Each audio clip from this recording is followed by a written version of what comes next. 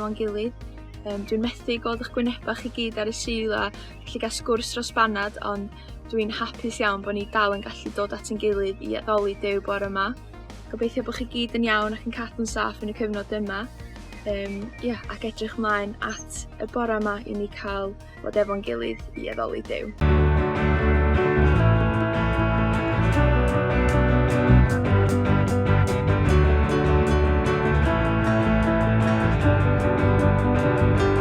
Mae gan Dduw nath greu y byd, y hael y llwyr a ser i gyd. Lle i ni, mae gariad o mor gryf. Heddiw a phob un dydd a ddaw, mae Duw yn ffrind a mae gerllaw. Neud yw'n agweiddi naw, caru ni. Mae Duw mor fawr, mae Duw yn gret, Duw cariad yw, Duw yw fy mit. Ei gariad sydd o'n cwmpas i, ac mae Duw'n dy garu di. Cariad mor fawr, cariad mor gryf, cariad ei Duw yn parasydd. Ei gariad sydd o'n cwmpas ni, ac mae Duw'n dy garu di. Cariad Duw, wehei!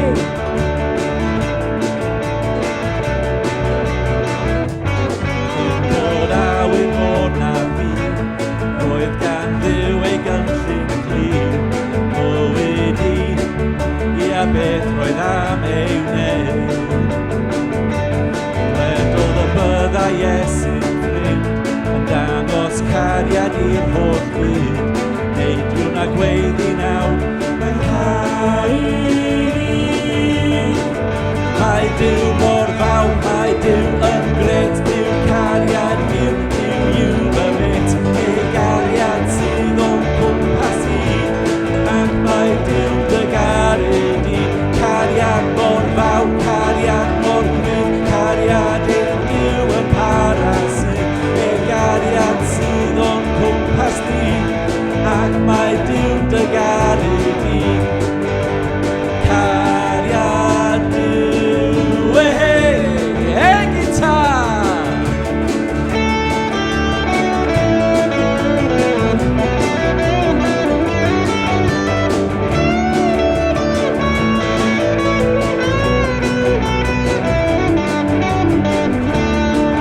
Okay, barod. Mae'n mynd i ailadrodd ar ôl fi. So, barod. Ac 1, 2, 3. Mae Duw yn fawr. Fawr! Mae Duw yn gret. Gret! Mae Duw yn gryf. Gryf! Mae Duw yn wych. Wych! Mae Duw yn fawr. Fawr! Gret. Gret! Gryf. Gryf! Gwych. Gwych! Mawr. Mawr. Gret. Gret. Gryf. Gwych. Gwych. Gwych. Mawr. Mawr. Gret. Gret. Gryf. Gryf. Gwych. Gwych! Hey! Mae Duw mor fawr, mae Duw yn gret, Duw cariad yw, Duw yw fy mit. Ei gariad sydd o'n cwmpas i, ac mae Duw dy garu di. Cariad mor fawr, cariad mor gryf, cariad ei Duw yn parasydd. Ei gariad sydd o'n cwmpas ni, ac mae Duw dy garu di. Cariad Duw, wehei!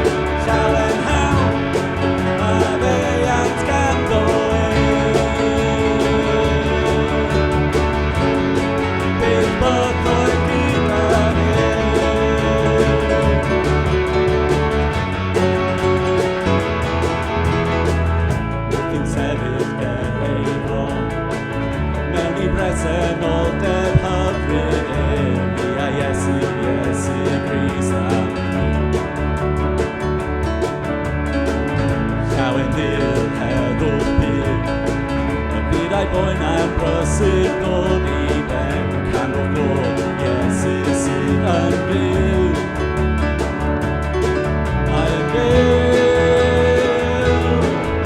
Ac o llawen hawn Ges I faddau yn llawn o llawen hawn Maddeuant ganddo Bydd boddoedd gydag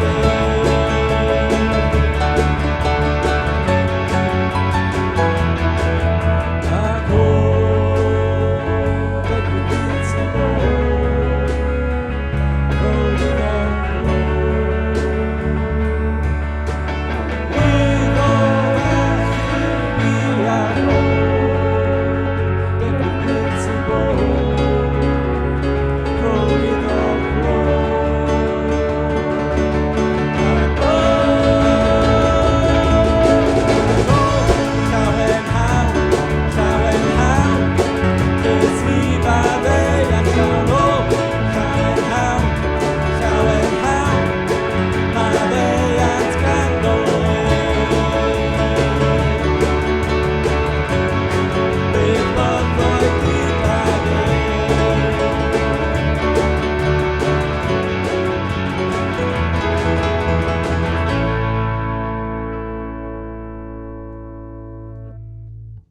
Helo, croeso I chi gyd I tŷ ni.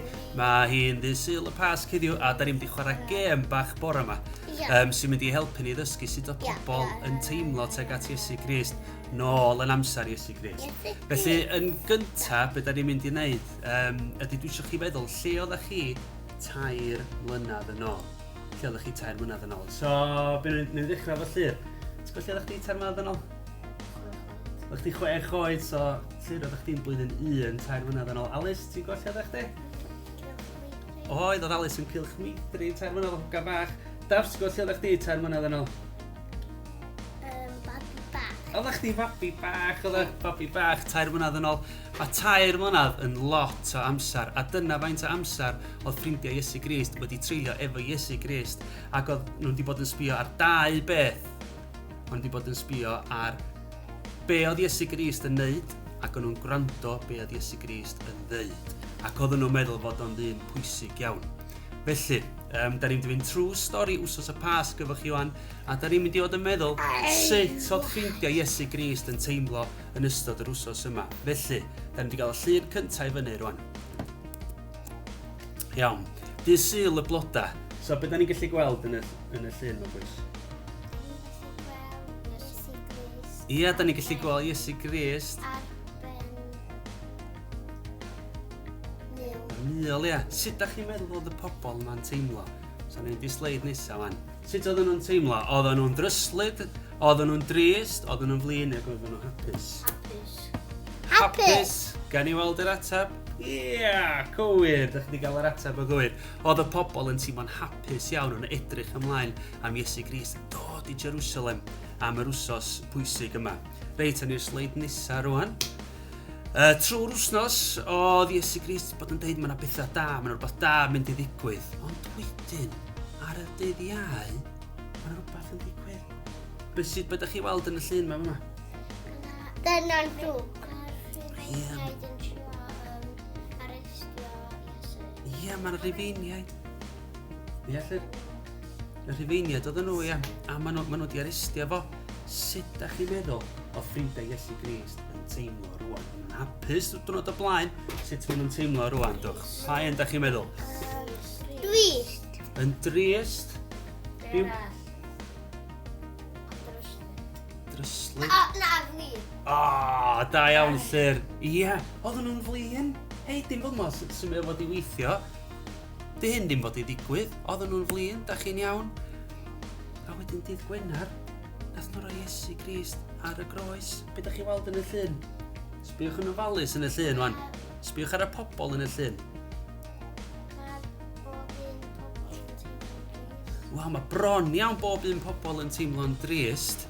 Mae yna rei pobl illa ddim yn edrych mor drist. Felly'r cwestiwn oedd, sut oedd ffrindiau Iesu yn teimlo? Ffrindiau Iesu. Gan I weld. Yn drist. Ia, da chi'n iawn yn drist. Mi oedden nhw'n teimlo'n drist iawn. Achos oedd Iesu Grist wedi marw. O na, oedd di marw y dyn, oedd di gaddo gymaint o bethau. Ond wedyn ar dydd Sul, dyma ffrindiau Iesu mynd draw i'r bedd lle nhw wedi claddu Iesu. A be nath nhw weld? Be da chi weld yn y llun?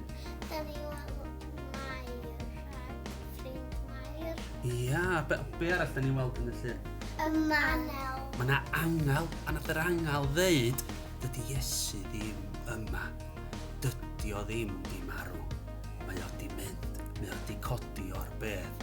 Sut da chi'n meddwl bod y pobl yn teimlo erbyn hyn? Yn hapus. Aslyd. Ia, ond nhw'n hapus, ond nhw'n dryslyd. Pam to bod nhw'n dryslyd lle?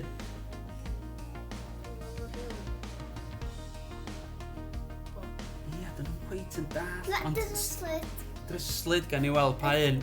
O, mae dryslyd a hapus yn gywir. Na, dryslyd a hapus. Dyna sut oedden nhw'n teimlo. Dryslyd a hapus. Felly, dyna diwad yn gêm ni. Ac i orffan yn gêm bach, dwi isio chi feddwl adra rwan sut da chi'n teimlo heddiw am Iesu Grist. A dim just y plant i feddwl am hyn, ond y mams a dads hefyd i feddwl sut ydych chi'n teimlo am Iesu Grist. Felly, diolch am ddod i chwarae'r gêm yn tu ni, a gobeithio ni pawb gael dydd Sul Pasg hapus. Cymwch ofal. Ta! Ta. Ta.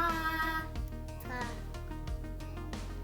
Bore da pawb, gobeithio bod chi gyd yn cadw yn iawn, cadw'n saff yn yr amser rhyfedd yma.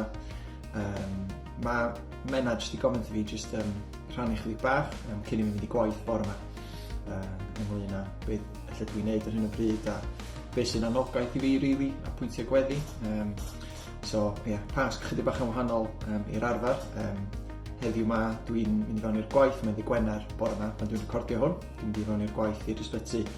Mae dwi'n mynd i fod yn gweithio ar y wards coronavirus yn yr ysbyty am y 4 diwrnod nesaf. So mae'n naturiol yn neud rhywun i boeni chydig bach. Ond dwi hefyd yn gwybod mae yna gymaint bobl, mae pobl yn gorfod gwneud gwaith. Jyst i fod yn rhan o'r gwaith rili a neud yn darn bach i. Yn naturiol, dwi'n poeni. Ac eisiau jyst rhannu anogaeth bach efo chi rili. Yn grŵp cymuned ar Zoom nos Lyn, nath ffyr rhannu jyst atgoffa ni rili o'r hanes Iesu yn tawelu'r storm yma. Sut ydy disgyblion yn rili teimlo fatha bod y cwch yn mynd i suddo, bod y storm yn mynd i dorri'r cwch, ond bod Iesu yn cysgu'n dawel. A felly bod o'n teimlo ar hyn o bryd fel bod yna storm yn bywyd bob un ohono ni. A bod o'n gallu teimlo fel bod bob dim out of control. Ond mae Iesu efo ni. Weithiau mae'n teimlo fel a weithiau dy ddim, os dwi'n ein onest. Ond mae o efo ni a mae gen i fod yn nerth i dywelu'r storm. So oedd hwnna'n rili anogaeth i fi a gobeithio bod yn anogaeth i bobl eraill wythnos yma. A jyst o ran pwyntiau gweddi, dwi'n meddwl bod hwnna'n wir i unrhyw un sydd allan yn gweithio yn yr ysbyty mewn lle mae pobl yn poeni ar hyn o bryd. So gweddi fi rili ydy bod yn amlwg pobl yn cadw'n saff, ond hefyd bod ni fel Cristnogion sy'n gweithio yn yr ysbyty yn medru cario tangnefedd efo ni a cario heddwch efo ni a bod yn pobl positif mewn sefyllfa rili anodd. So dyna fysa gweddi fi rili. So gobeithio bod pawb yn cadw'n saff a gael ni weld yn gilydd eto yn fuan yn cael masif o barti pan mae hwn i gyd drosodd. So gweld chi gyd yn fuan, cadwch yn saff a mwynhewch eich Pasg. Tara!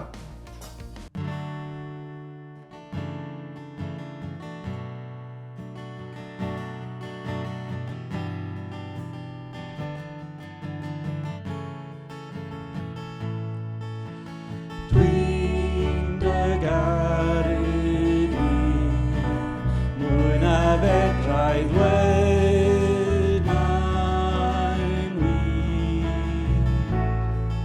Mod i'n dy garu di, ath gariad llenwa fi, ath heddwch llenwa fi, arglwydd llenwa fi.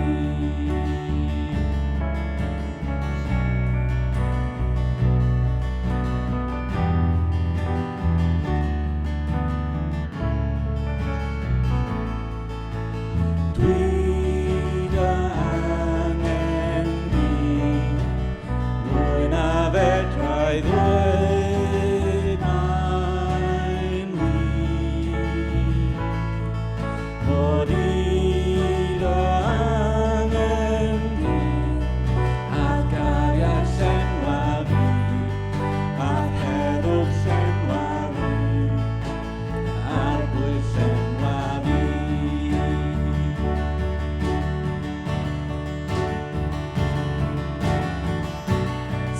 Santai ddyn o dwi'n dy garu. Santai ddyn o dwi dy angen. Santai ddyn ninnau ganu dy glod. Am byth ac am byth, amen. Santai ddyn o dwi'n dy garu.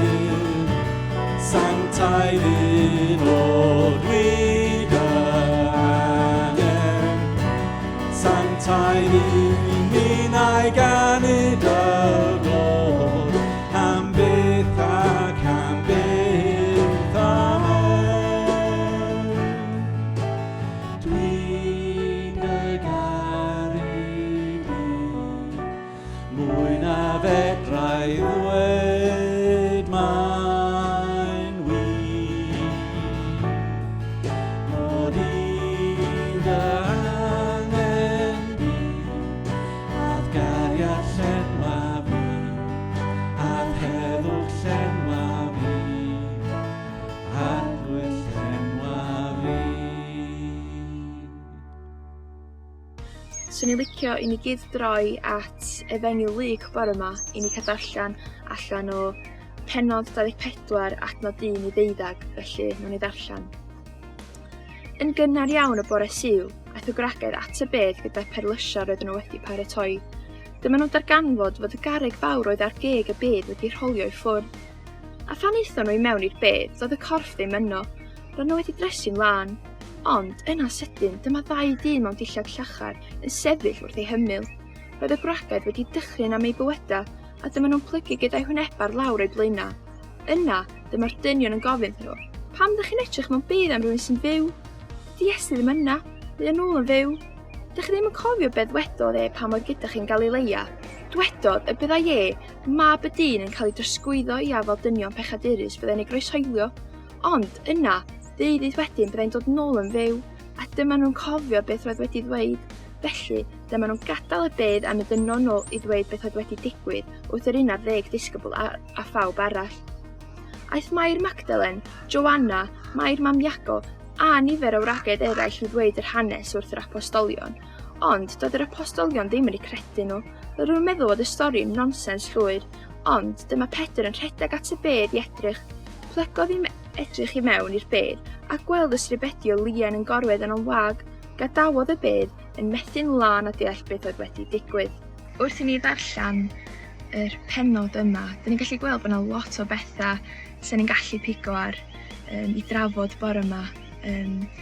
Ond heddiw, sy'n ni'n licio i ni edrych a talu sylw at y ffaith bod y merched a'r apostolion wedi gorfod cael ei atgoffa o be oedd Iesu wedi deud wrthyn nhw. Da ni'n gweld yn y stori yma bod yr angylion wedi gorfod atgoffa y merched bod Iesu wedi deithio nhw be oedd o'n mynd i ddigwydd, bod wedi deud bod o'n mynd i cael ei groeshoelio a bod o'n mynd i atgyfodi wedyn. A dwi'n meddwl mae'n digon hawdd i ni weithio anghofio wir be mae Iesu wedi gwneud drosto ni. Doedd yr apostolion ddim yn credu'r merched pam nath nhw ddod i ddeithio nhw bod Iesu wedi atgyfodi. Ond, oedd wedi deithio nhw'n barod be oedd yn mynd i ddigwydd. A dwi'n meddwl da ni'n gallu bod fel a weithiau efo yr addewidion mae Duw wedi rhoi i ni. Da ni'n gwybod bod Iesu wedi marw drosto ni, bod oedd wedi marw dros ein pechod ni. A weithiau mae digon hawdd anghofio hynna, ond adeg yma, adeg y Pasg, da ni'n gallu dod at ein gilydd i gofio pa mor fawr a nerthol ydy'n Duw ni, bod o wedi gyrru unig fab i farw drosto ni, i ni cael bod mewn perthynas llawn efo fo. Weithiau bod o'n anodd gweld y da yn pethau, ar y pryd yma oedd y merched yn galaru bod Iesu wedi marw, ond yn y cyfnod yna mae Iesu dal yn fuddigol, mae Iesu dal yn atgyfodi, mae o dal yn dod i olchi'n pechoda ni i ffwrdd, a mae o'n bwysig bod ni'n cofio hynna yn ystod unrhyw ansicrwydd bod Iesu yn frenin drosto ni, a mae o'n caru ni ac yn fwy na unrhyw beth arall yn y byd, a a mae hynna rhywbeth allwn ni heddiw atgoffa'n gilydd ohono fel cymuned, fel oedd yr merched yn gorfod atgoffa'r apostolion, fel ffrindiau'n deitha nhw, grandwch mae yn ôl yn fyw.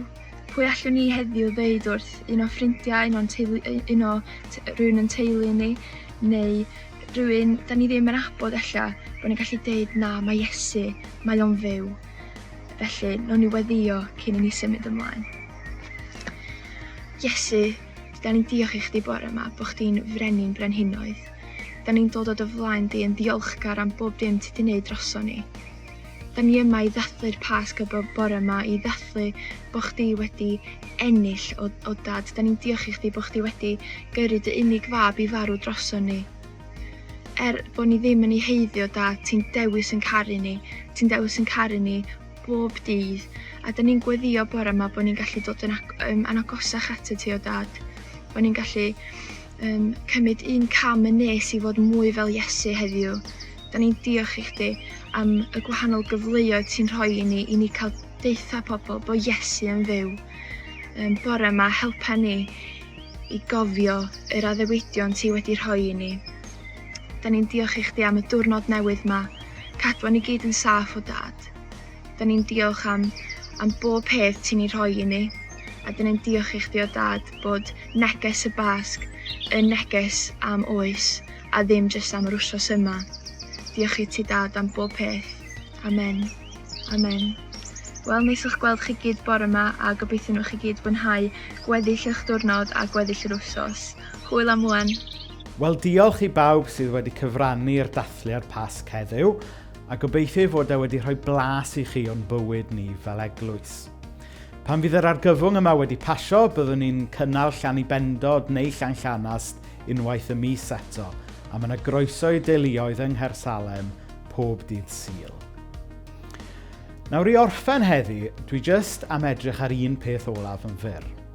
Sef holi a wnaeth Iesu atgyfodi go iawn, neu ai jyst stori dylwydd teg yw hon i'n ysbrydoli ni.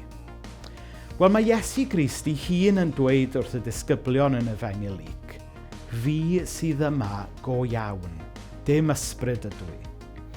Ar ôl gweld y dystiolaeth, mae'r disgyblion yn credu fod Iesu wedi atgyfodi go iawn.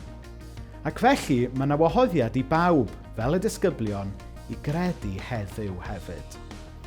A ni ddim yn gwahodd pobl i gymryd rhyw blind leap of faith, ond ni'n gwahodd pobl i gymryd cam o ffydd yn syliedig ar dystiolaeth. Mae yna dystiolaeth fod Iesu wedi atgyfodi, os oes gyda ni feddwl a chalon agored i weld hynny. Nawr yn gyntaf, bydde haneswyr yn dweud fod twf aruthrol yr eglwys Gristnogol yn y canrifoedd cyntaf yn brawf fod atgyfodiad Iesu yn wir. Mi oedd y Cristnogion cyntaf yma nhw'n cael ei erlyd hyd farwolaeth, a fydden nhw wir yn mynd i'w marwolaeth dros rhywbeth oedden nhw'n gwybod oedd ddim yn wir. A fydde rhywbeth oedd yn syliedig ar gelwydd neu ar fyth yn lledu mor gyflym yn arbennig pan fwy dilynwyr yn cael ei erlyd mor galed, anhebygol. Yr ail darn o ddystiolaeth yw y ffaith yn bod ni fel Cristnogion yma o hyd. Fod crefydd draddodiadol yng Nghymru falle ar drai, yn rhyngwladol mae'r eglwys Gristnogol yn tyfu gymaint heddiw ag erioed. Petai Iesu heb atgyfodi go iawn, yna bydde Cristnogaeth fel ffenomenon jyst wedi ffislo allan yn fuan iawn. Ond 2000 o flynyddoedd wedyn, i ni dal yma yn cyhoeddi heddiw ar Sul y Pasg fod Iesu wedi atgyfodi. Y trydydd darn o dystiolaeth yw bywydau pobl sydd wedi credu a phrofi grym atgyfodiad Iesu. Weithiau ni methu gweld rhywbeth yn glir yn hunain, ond ni'n gallu gweld ei effeithau y mywydau pobl eraill. Enghraifft, dychmygwch fod rhywun yn dychwelyd adre i Gymru ar ôl wythnos o wyliau mewn gwlad gynnes. Na wnaethoch chi brofi fe eich hun, na gweld unrhyw luniau o'ch ffrindiau yno, fe fedrwch chi gredu bod nhw wedi bod yno ar sail yr effaith mae'r haul wedi gael arnyn nhw, i chi'n gallu gweld i lliw haul nhw. Mae modd gweld effaith rhywbeth ar rywun a mae hynna'n dystiolaeth o'i fodolaeth. Mae'r un peth yn wir am atgyfodiad Iesu. Nad ydyn ni heddiw yn llythrenol yn gallu gweld Iesu wedi atgyfodi fel y disgyblion yn amser y Beibl, mae modd i ni edrych ar fywydau pobl sydd wedi credu a chael ei newid a'i cyffwrdd gan y gwirionedd am atgyfodiad Iesu. Edrychwch ar y Cristnogion yn y Dwyrain Canol sy'n gwrthod gwadu Iesu tra'n cael ei dal yn hostages gan ISIS. Edrychwch ar Cristnogion yn y wlad yma sy'n dal i ddewis dweud fod Duw yn dda ac yn dduw gobaith pan mae anwyliad nhw yn sâl neu hyd yn oed wedi marw. Dyna mae effaith yr atgyfodiad yn ei gael ar fywydau pobl sy'n credu yn Iesu. Mae'r Pasg yn gyfle i ymddiried yn Iesu a chredu yng ngrym i atgyfodiad. Ond y cwestiwn yw, ydych chi eisiau bod yn rhan o'r ddynoliaeth, y ddeiar a'r nefoedd newydd yma sy'n torri trwyddo? Mae yna groeso i bawb, a mae Iesu wedi agor y drws a cadw lle i chi. Pasg hapus i chi.